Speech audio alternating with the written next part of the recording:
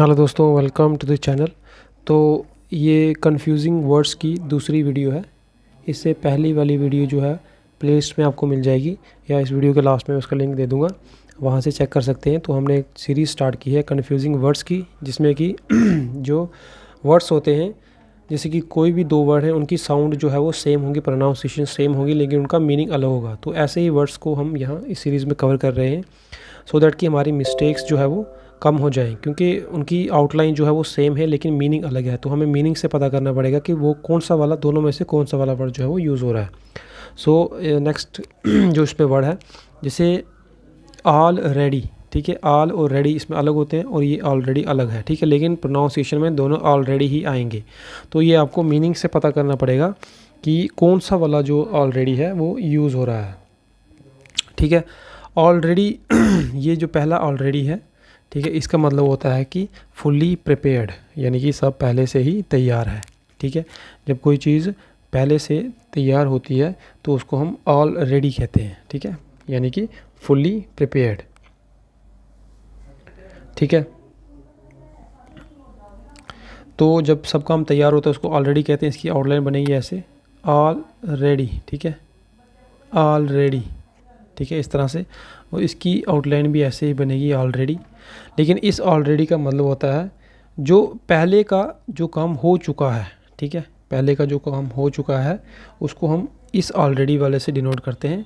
बाकी अगर आपने कहना है कि सब काम जो है वो तैयार है, ठीक है, सब काम जो है वो तैयार है, उसके लिए हम ऑलरेडी का यूज़ करेंगे, जो पहले वाला यहाँ ऑलरेडी दिया है, ठीक है। आई होप को ये समझ में आया होगा। ये ऑलरेडी तब यूज़ होगा जब सब काम पहले से हो चुका होगा।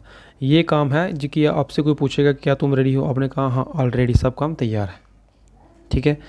सो बाकी आप इसका जो मीनिंग है वो खुद भी डिक्शनरी में फाइंड आउट कर सकते हो, अगर आपको ये समझ में नहीं आ रहा। लेकिन आपको मेन है वर्ड, ठीक है, ये दोनों वर्ड आपको पता लग गए कि दोनों की प्रोनाउंसिएशन सेम है।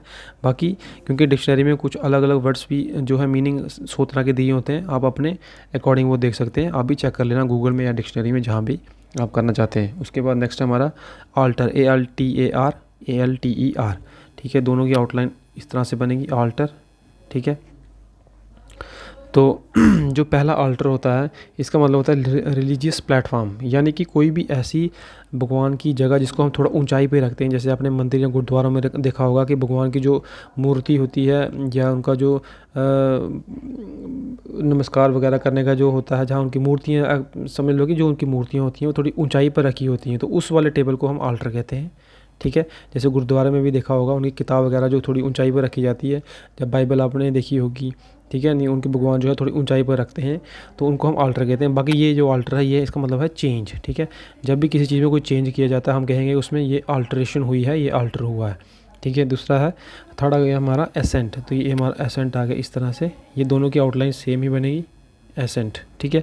ये एसेंट होता है अपवर्ड मूवमेंट, जब आप चढ़ाई करते हो, ठीक है, ऊपर की तरफ जाते हो, वो किसी तरह की भी हो सकती है, तो उसको एसेंट कहते हैं। और ये ASSENT वाला जो एसेंट है, ये होता है एग्रीमेंट। जब आप किसी चीज़ के लिए सहमत होते हो उसको हम ये वाला एसेंट कहते हैं, ठीक है, यानी कि आप एग्रीमेंट कह सकते हो।